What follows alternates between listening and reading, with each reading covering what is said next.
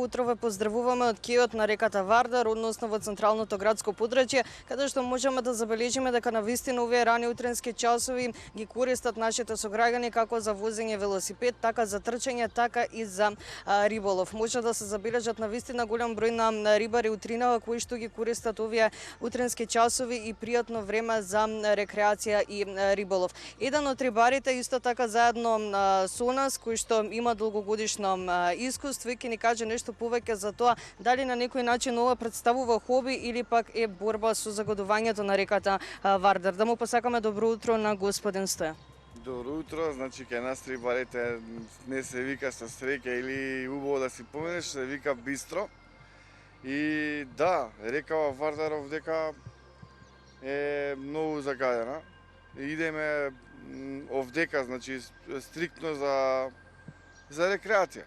Не идеме да зијаме рибата, секоја риба што ќе ја фатиме од овдека ја враќаме назад, пошто е премногу загадена.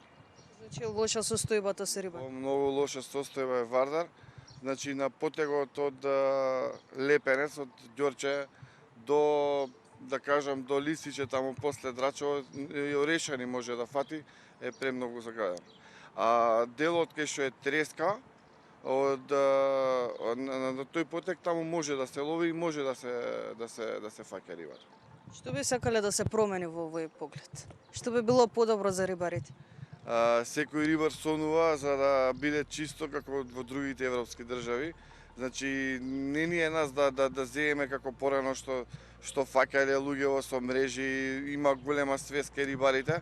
Да биде чисто, да биде убаво, да биде стредено, да биде стокмено и секој рибар сака да ја фати рибата и да ја пушти. Гледаме во сите европски риби, дури ја бацуваат рибата и ја враќаат назад во реката или во езерото.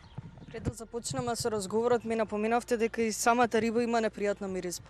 Да, значи има овдека голем фонд на риба, но со самите услови поише од 20 години никој овдека ниту чистел, ниту некој стредил, така да рибата мирисе на тиње и на фекали.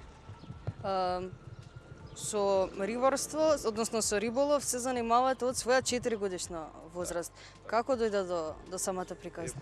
Вујко ме и комшиите мои сите беа рибари, ке ме земеа со мене, пошто порано немаше коли, ретко кој имаше кола, па ке ме земеа со автобус, па мене ми беше страм да се качам во автобус, ама кога ќе видев како фаќаат, посебно овдека овој дел, кај што имаше големи мерени, имаше големи бојници и фаќај риба и за Свети Никола памтам, Бог да опрости вујко ми, ке фаќаше риба, па имаше продавачки овдека, продавачи, па кога ја купеа рибата се јадеше, чиста беше, преубави чувства, преубав беше Вардар. Сега не треба да се осудиме да ја јадеме. Така? Не, во никој случај, значи на овој дел, на овој потек Вардар не.